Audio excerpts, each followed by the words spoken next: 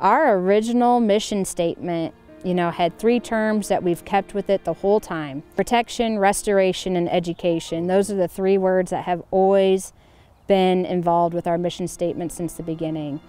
We knew we had to get people out here so that they could see it and be able to support it. We knew we wanted to have good trails.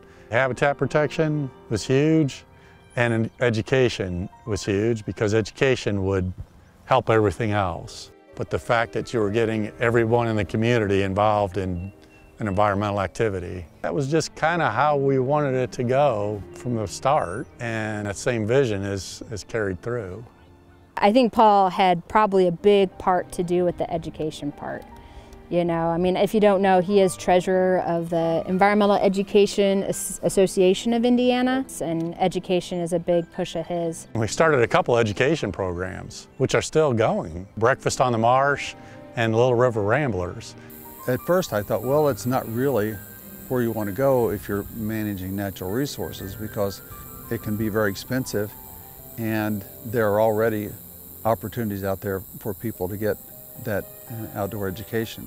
Well, I think that's decreasing. I think there are fewer opportunities to get that outdoor education, especially in the younger ages, because if they've never had that connection when they were young, they would never make that connection. If you really want to see something funny, see a school bus pull up with like kindergarten kids, and they get off that bus and they're looking around and they're like giddy with excitement, and they're jumping up and down. They're so excited. And then when you take them in the barn and you say, pick out a pair of boots, kids, because we're going out into where it's wet. They're like all over it, okay? Getting those boots, and they're laughing and chittering. And it's the greatest thing to see and be involved in. And all of our educational programs, we don't charge for any of them. When you boot small kids up and walk them through the mud, no mud puddles should be wasted, Which may not impart a lot of knowledge, but just to have the kids out, and while they're having fun, they're gaining knowledge of wetlands, so it's pretty cool. They love pond dipping, finding the little critters, in the water, and they've seen ponds and lakes before, but they've really never studied them. So we give them nets, and they get to dip and find all kinds of neat stuff. And now, just this year, they've added microscopes hooked to TVs. And so they can put their find in a little dish, and it shows up on a big screen, and they, wow, is that what it was? So that's a lot of fun. Oh, if I could go on an Eagle Marsh field trip again, I would love to do that as a student, because you get to come down this long barn road on your bus. You're looking through the windows and you're looking at great blue herons flying over, or you're looking at frogs hopping and turtles. It's so cool. So you get there, we go through some rules, and then we get to slap on some boots. We have 100 pair of boots for kids to put on, because it gets muddy out in a wetland, and how fun is it to put boots on and jump through the mud and explore and flip over logs and look at bugs, and it's really cool, because at Eagle Marsh we're really working on trying to make sure everyone has the ability to enjoy a Seed to Marsh program. Normally there's a theme for the day, so maybe we're looking at decomposers or pollinators or butterflies, but we're also still making sure that they have a part of like a stewardship aspect. Some of my favorite moments are working with school groups and volunteer groups that really make a difference in the restoration and in the community. So transplanting and growing these native plants is a really cool thing, because once they get them transplanted and see how many, like we had a group of kids from ICANN come out and transplant 100 milkweed plants, and they got to take some home with them, and they were really proud of the work that they'd done and the difference that they made. And I got to report back to them that those 100 milkweed plants survived and did great, and we got to give them back out to the public at Monarch Fest in September. So just that connection between nature and the community, and it's a special thing. We have a program for everyone. Our youngest program that we do is our Short Hikes for Short Legs program. It's really cute. It's for ages 3 to 5. But people sometimes bring their newborns, people bring their 8-year-olds. I don't care. The more the merrier. It's so fun. We go out and explore decomposers or things about the sun, or we'll explore macroinvertebrates. We always do pond dipping. That's always so fun. And then we also have our public hike. So we usually do at least one a month, and that's for friends and families of all ages. And we always have boots available for them, so they don't have to worry about that. And then we also serve our seniors through a Breakfast on the Marsh program. That's been going on for so many years, and it's always the second Thursday of every month. And we always have a nature-oriented speaker. And we also have our ramblers. Oh, I can't forget about our ramblers. They're so amazing. If you want to learn something incredible, you go hike with the ramblers. They're so incredibly smart. And then we also put on a large amount of stewardship programs. And then we have our major events. We've got Earth Day Fort Wayne, which is a really huge Earth Day celebration with lots of different activities. We have our Urban Turtle Festival, and we love the turtles. And so we're really making sure we get people involved in learning about turtles during that. And then we also have our Monarch Festival, and that's really fun too, because people get to watch monarchs get released. We learn about their life cycle and explore just the property that, you know, is so awesome to find lots of different monarch butterflies and butterflies in general. I think with the wetland and the marsh, how the life cycle of the whole thing comes together, and how the marsh interacts with everything from the invertebrates, and how they're the ones that are consuming little things, and bigger things are eating them. And then because it's a marsh, how the wetland really interacts with that. And then as the kids start to see that, you can just see the eyes kind of, oh, that experience, I think. I became interested in conservation as a small child. Our family was blessed to have a cottage on Clear Lake, and across the road from the cottage was a huge woods and a swamp. We were in the woods playing gladiators and discovering everything we could, lifting up rocks, looking into puddles. I started my love of water quality by peering into puddles to see what was squiggling around. My mother took me on my very first wildlife hike in that woods. I went off to college and I stumbled into a Natural Resources 101 class and fell in love and went, hello, this is what you've always loved. Why don't you get your degree in natural resources? I mean, that's how I got interested in where I ended up as a career, is, you know, going to activities and habitats and outdoor settings. I got started as a biologist because I liked being outdoors, and I was like, oh, maybe I can do a career that involves being outdoors. And so that's how I started on my path. And I think, you know, exposing kids to these areas is fantastic.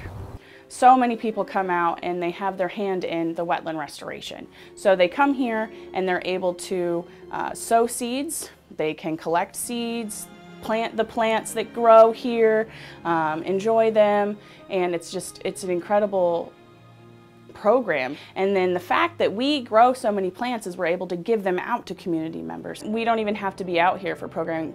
Purdue Fort Wayne will bring a Greyhound bus full of students out here to do tons of different things. They'll do small mammal trapping, they'll do tests on the water, they'll check out the fish. They do tons of different projects out there. And then just general hikes and plants. I know St. Francis brings their students out, Ivy Tech. There are even groups, homeschool groups, use Eagle Marsh. As an education resource, it's convenient. It's a beautiful property, and what I've always been surprised with when I bring my students out here, they just love to come out here for the lab part of their course. It's something they don't normally get to do, and I think they're surprised by what's here, because, you know, they probably drive by on the interstate and have lived in this community for years and have never been here. They don't know that there are 250 bird species that visit this property. They don't know about, you know, all the animals that use it. And just, you know, raise awareness about conservation issues, which I think enriches them, whether or not they go into it as a career or not. There are so many kids coming out here, and adults too, that they really haven't had the experience that I had growing up on a farm. You know, they think that food comes from a grocery store when actually we raised our food. So it makes a difference when people start making that connection with nature. Everyone has a basic human desire to enjoy nature and to be a part of that. Nature has a healing impact on all of us. It's just that shared connection that is so absolutely wonderful, and you can feel that. We're starting to work with some groups that will bring interpreters to the marsh so that they can reach different communities that may not speak English, or folks that can help us with individuals who may be blind or have very low vision, that they can still come out. We're offering tactile programming so they can feel and touch and see different things. I would like to think that there's probably been many thousands of students, many from 5 years of age up to teenage, that have been here and had an opportunity to benefit from the educational programming that they do offer here.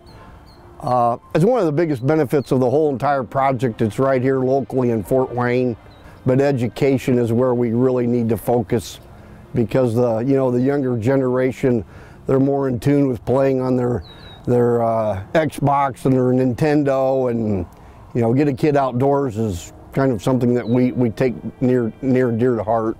I've just been a big admirer of what's being done because of that mission statement that we want to preserve and protect and educate. I just think it just says it all for me.